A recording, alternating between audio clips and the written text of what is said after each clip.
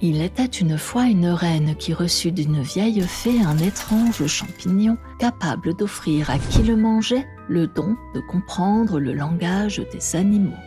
Saisie d'une hâte fébrile, la reine descendit aux cuisines et ordonna à la cuisinière « Cuis-moi cela sur le champ et retiens bien ceci. Si tu en goûtes ne serait-ce qu'une lamelle, tu finiras tes jours au cachot. » Et elle tourna les talons.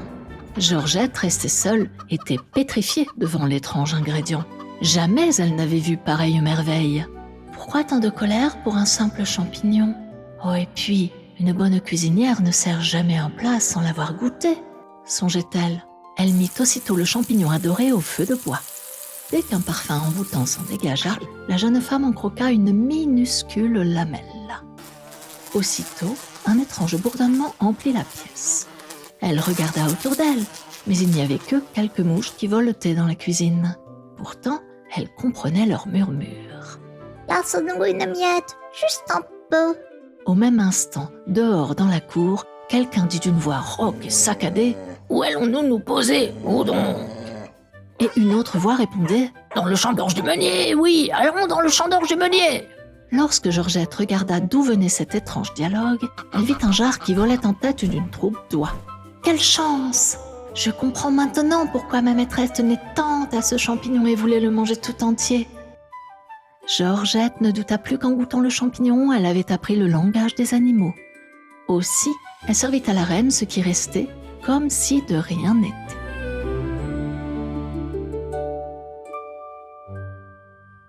Quand Sa Majesté eut dîné, elle ordonna à Georgette de seller 2 chevaux et de l'accompagner pour une promenade. Les voilà bientôt partis, la maîtresse devant et la servante derrière.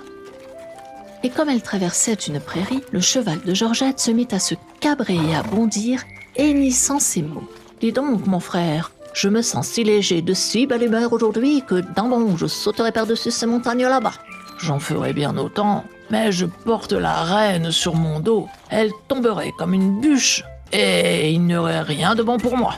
Hé, qu'est-ce que ça peut te faire ?» La servante rit beaucoup d'entendre cette conversation entre les chevaux, mais elle prit soin de rire en cachette, de peur que la reine ne l'entendît. Malheureusement, à cet instant, Sa Majesté se retourna et, voyant un sourire sur le visage de sa servante, lui en demanda la raison. « Oh, rien du tout, votre Majesté, juste une sottise qui m'a traversé l'esprit. » La reine ne posa pas d'autres questions, mais elle demeura soupçonneuse et se méfia tant de la servante que des chevaux. Aussi, se hâta-t-elle de regagner le palais. Là, elle dit à Georgette « Verse-moi du vin et prends garde, si une seule goutte déborde du verre, j'ordonne à mon bourreau de te jeter au cachot. » Comme elle parlait, 2 oiseaux passèrent près de la fenêtre, l'un poursuivant l'autre qui tenait dans son bec 3 cheveux d'or. « Donne-les-moi, tu sais bien qu'ils sont à moi. »« Pas du tout, c'est moi qui les ai ramassés. »« Peu importe, je les ai vus tomber tandis que le jeune homme aux boucles d'or peignait sa chevelure. Donne-moi au moins 2 et tu garderas le 3e pour toi. »« Non, pas un seul. » Là-dessus, l'un des oiseaux parvint à arracher les cheveux du bec de l'autre, mais dans la lutte, il en laissa tomber un. Quant à Georgette, prise tout entière par cette scène, elle laissa déborder le vent. La reine entra dans une grande colère et, convaincue que sa servante lui avait désobéi et avait appris le langage des animaux, elle lui dit « Je te ferai grâce à une seule condition. Tu m'amèneras le jeune homme aux boucles d'or, car j'entends l'épouser. » Pour sauver sa vie, Georgette promit de partir à la recherche du jeune homme aux boucles d'or, sans savoir le moins du monde où ni comment le trouver.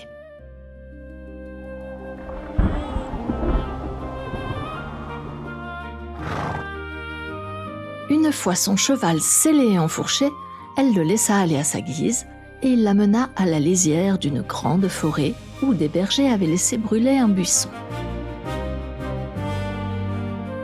Les étincelles de feu menaçaient la vie d'une multitude de fourmis qui avaient bâti leur fourmilière tout près de là. Et les pauvres petites s'enfuyaient en tous sens, emportant leurs minuscules œufs blancs. « Aidez-nous dans notre détresse, bonne Georgette. Ne nous laissez pas périr, nous et nos enfants que nous portons dans ces œufs. » Aussitôt, Georgette mit pied à terre, abattit le buisson et éteignit le feu. « Merci, brave fille. Souviens-toi que lorsque tu seras dans l'embarras, tu n'auras qu'à nous appeler et nous t'aiderons à notre tour. » La jeune fille poursuivit son chemin et s'enfonça profondément dans la forêt jusqu'à ce qu'elle parvienne au pied d'un très grand sapin. À la cime de l'arbre se trouvait un nid de corbeaux vide, tandis qu'au pied, sur le sol, gisaient 2 oisillons qui appelaient leurs parents en disant « Hélas, père et mère, où êtes-vous donc partis ? Vous vous êtes envolés et nous devons chercher notre nourriture, faibles et démunis comme nous le sommes. Nos ailes sont trop faibles, comment pourrions-nous voler jusqu'au nid et trouver de quoi manger ? Bonne Georgette, ne nous laisse pas mourir de faim. » Sans s'arrêter à réfléchir, la jeune femme descendit de cheval et leur donna le seul bout de pain qui lui restait. Les oisillons la remercièrent alors de tout cœur et lui dirent « Si jamais tu te trouves en détresse, appelle-nous et nous viendrons aussitôt à ton secours. »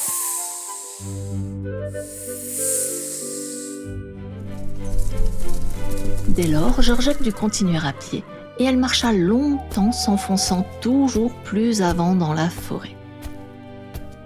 Au sortir de celle-ci, elle vit s'étendre devant elle une mer immense qui semblait se confondre avec l'horizon.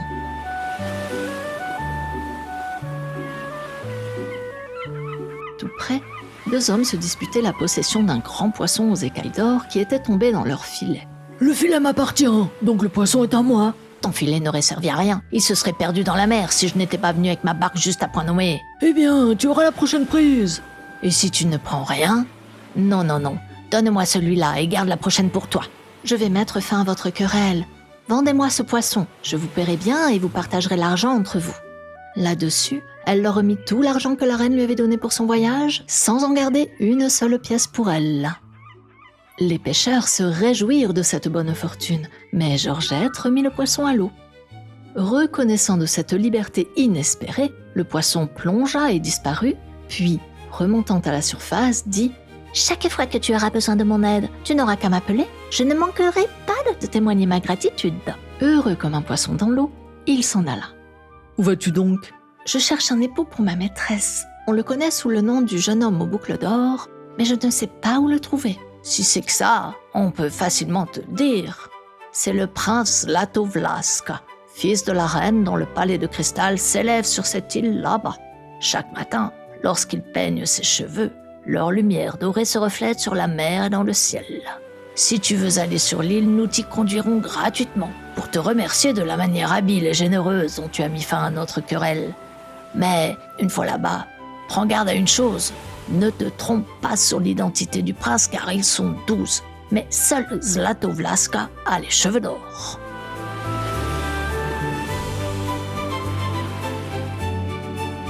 Lorsque Georgette atteignit l'île, elle ne perdit pas de temps pour gagner le palais et demanda à la reine la main de son fils, le prince Zlatovlaska, pour la reine sa maîtresse. « J'accorde cette requête avec plaisir, mais à une seule condition, que tu accomplisses certaines épreuves que je te fixerai.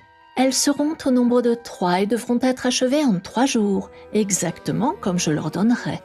Pour l'heure, tu ferais bien de te reposer et de te restaurer après ton long voyage. » Le lendemain, la reine dit « Mon fils, le jeune homme aux cheveux d'or, possédait un collier de belles perles, et le fil s'étant rompu, les perles se sont éparpillées au loin dans l'herbe haute de ce champ. Va les ramasser toutes jusqu'à la dernière, car il faut toutes les retrouver. » Georgette arriva dans la prairie qui s'étirait à perte de vue. Elle se mit à genoux et chercha entre les touffes d'herbe et les ronces, du matin jusqu'à midi, mais elle ne put trouver une seule perle. « Ah, si seulement j'avais ici mes bonnes petites fourmis, elles sauraient m'aider. » Les fourmis surgirent tout à coup. « Voici, à ton service. Qu'y a-t-il ? Que veux-tu ? » « Je dois retrouver des perles perdues dans ce champ et je n'en vois pas une seule.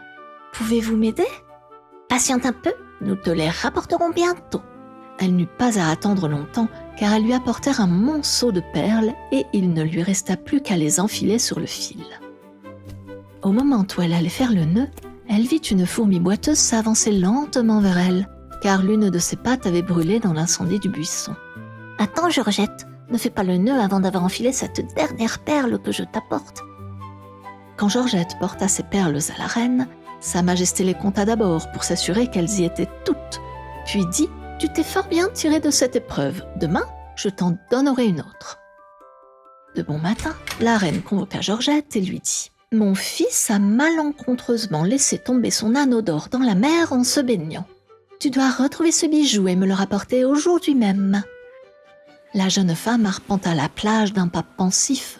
L'eau était claire, certes, mais trop profonde pour qu'elle pût voir où reposait l'anneau. « Ah, mon petit poisson d'or, pourquoi n'es-tu pas ici maintenant ? Tu saurais sûrement m'aider. »« Mais voici, que puis-je faire pour toi ? » ?»« Je dois retrouver un anneau d'or tombé dans la mer, mais comme je ne peux voir le fond, il est inutile de chercher. »« Par bonheur, je viens justement de croiser un brochet qui porte un anneau d'or à sa nageoire. Attends-moi un instant, veux-tu ?» En très peu de temps, il reparut avec le brochet et l'anneau. Le brochet rendit le bijou de bon cœur.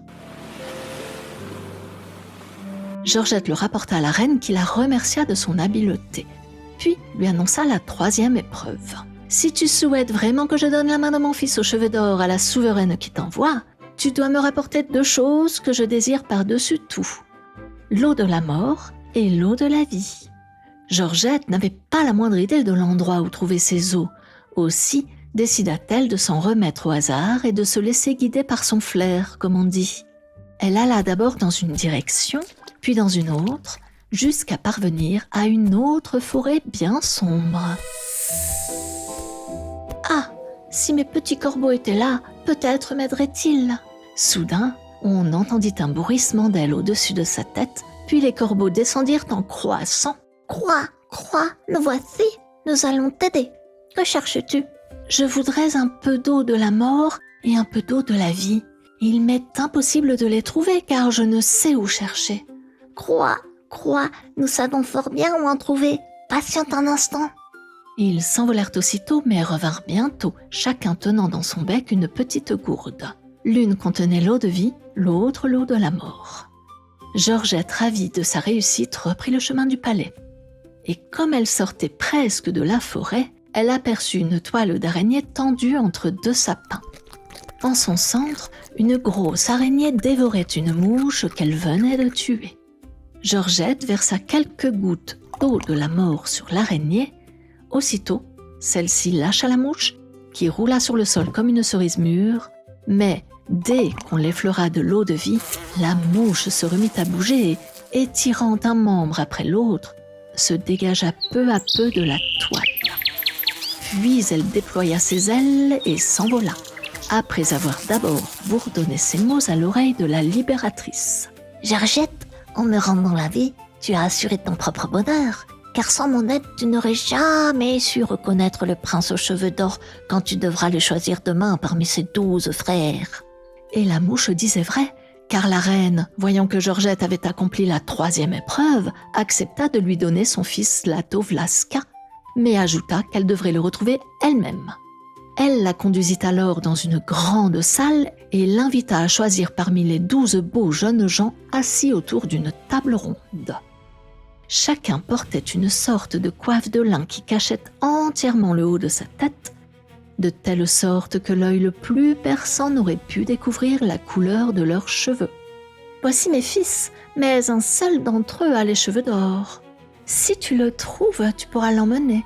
Mais si tu te trompes, il restera auprès de nous et tu devras repartir les mains vides. » Georgette se sentit alors fort embarrassée, ne sachant quel parti prendre. « Bzz, viens marcher autour de ces jeunes gens et je te dirai lequel est le tien. » Ainsi parla la mouche dont Georgette avait sauvé la vie.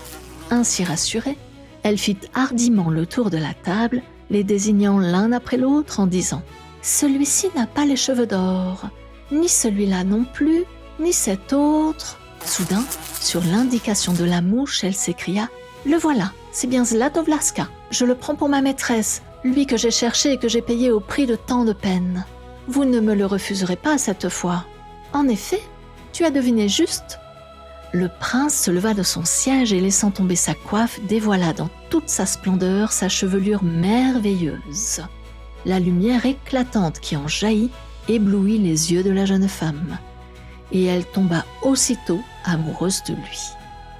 La reine pourvut son fils de présents dignes d'un roi, et le prince quitta le palais de sa mère dans tout l'apparat d'un époux royal.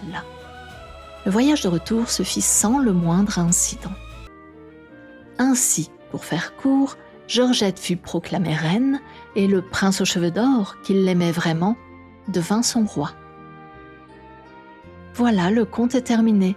Si tu l'as aimé, n'oublie pas de booster la vidéo, de liker, de mettre un petit commentaire qui me fait toujours plaisir. Et à bientôt.